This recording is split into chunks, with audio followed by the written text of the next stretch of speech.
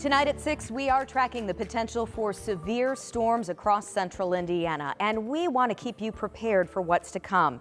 So take a look. This is live Doppler 13 radar. You can see that line of storms in Illinois that is headed for Indiana now. This is something that our weather team has been tracking all week. Now it's here, and really we could see anything from strong winds to rain to hail and the potential of a tornado too. Yes, we are under a tornado watch. They've seen hail as big as golf balls out across parts of Illinois, and it's that line that you mentioned that's moving our way. The tornado watch includes a good part of central Indiana until 11 o'clock.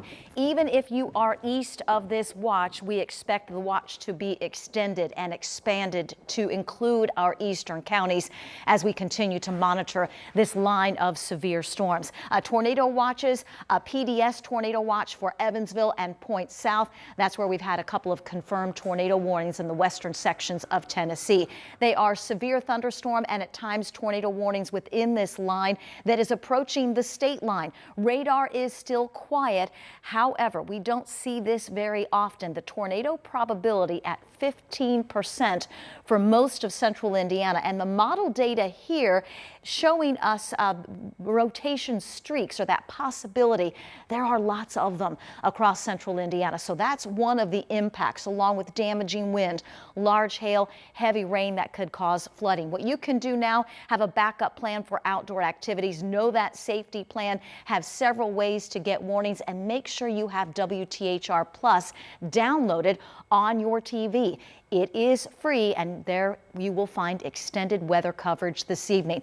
We will be tracking the line moving into the northwestern part of the state between now and about 7, 8 o'clock, into the central part of the state between 7, 9, 10 o'clock tonight, and then to the eastern part of the state as we near 11 o'clock and midnight. That's when the severe threat should start to wind down. This is one of a couple of events that we're tracking in the 7-day forecast. More on a flood watch and how much rain in a few minutes. Thanks, Angela. Crews across the state right now are getting ready for this round of severe weather that we're talking about that's due here tonight. Yeah, and our Samantha Johnson is in Morgan County tonight, where highway crews are prepared to respond at a moment's notice when the storm hits. Most of Morgan County is a floodplain. There are several dams and rivers that run right through town, not to mention most of the county is a valley. So now residents and volunteers are preparing for what could be several hours of heavy rain, making sandbags here at the fairgrounds. Today we also caught up with county highway crews working to clear ditches and drains. The superintendent tells us he has 18 guys gassed up and on standby, waiting to see what the next 24 hours could bring.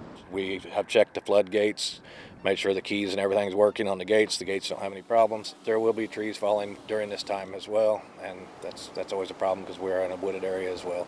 So no matter where you are this evening, crews are asking you to stay home tonight if you can. Stay off the roads, let crews work, assess any damage or flooding. We've put the link to where you could find sandbags here in Morgan County at WTHR.com. In Martinsville, Samantha Johnson, 13 News.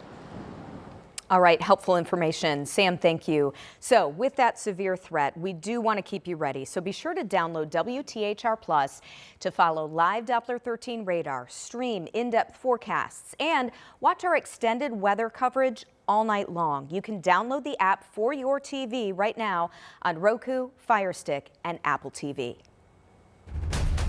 It's 6:03, and right now we are keeping you up to date on some breaking news on the northwest side. IMPD investigating a shooting that left one person dead. So we want to give you a live look at the scene here. This is West 32nd Street near Dr. Martin Luther King Jr. Street and I-65. You can see a large police presence there. We're told this happened about an hour ago. Police say the victim died at the scene.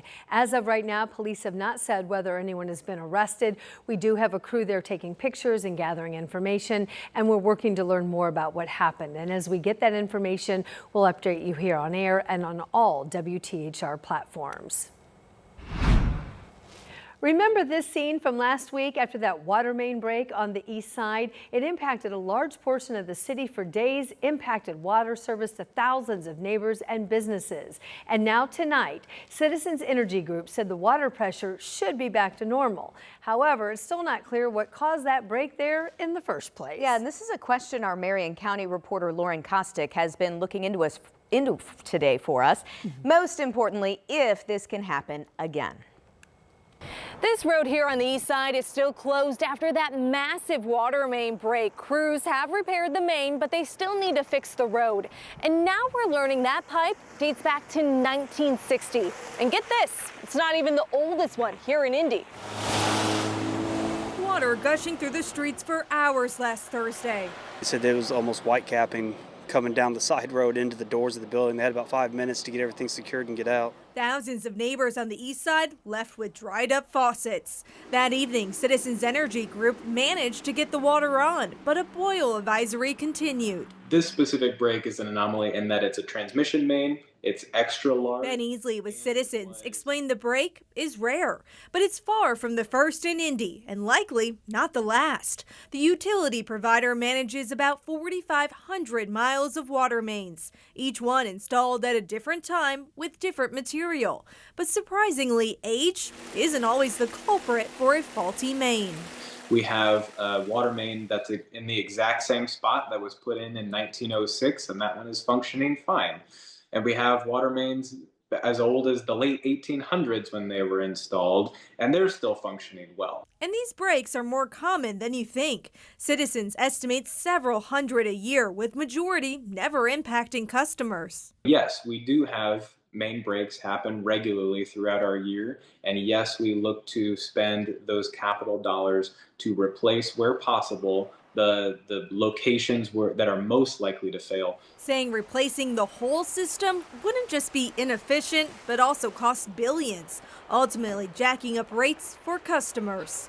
In Indianapolis, Lauren Kostick, 13 News. Citizens says that mains can fail due to corrosion or possible damage from construction. Cast iron mains are the biggest problem, especially that those were installed after World War II. As for this recent break, as we said earlier, the cause at this hour is still unknown. Metro Police and the DEA say the number of drug ODs is now down. Both agencies have been working together to bring those responsible for selling drugs leading to death to justice. Tonight, our Karen Campbell explains how police caught this latest suspect and how they're working to get drugs off our streets. A cross-country investigation ends with a Las Vegas traffic stop. IMPD and the DEA say a suspect was wanted in Indianapolis for dealing fentanyl that led to a deadly overdose. There's never been a more dangerous time to use drugs, even recreationally, because you don't know what you're getting. You may think you're purchasing a prescription pill or something else, and it's laced with fentanyl or some other deadly drug, and it just takes one pill. A special task force has been targeting dealers and tracking down where drugs are coming from.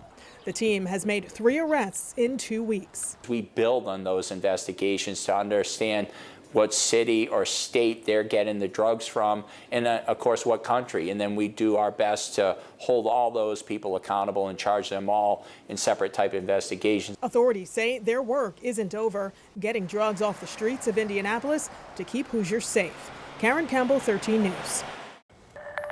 It's official, changes coming to Indiana's high school diplomas. What students and parents now need to know. Angela? Anne-Marie, line of severe storms getting ready to move into northwestern Indiana. This moves across the state now through about midnight.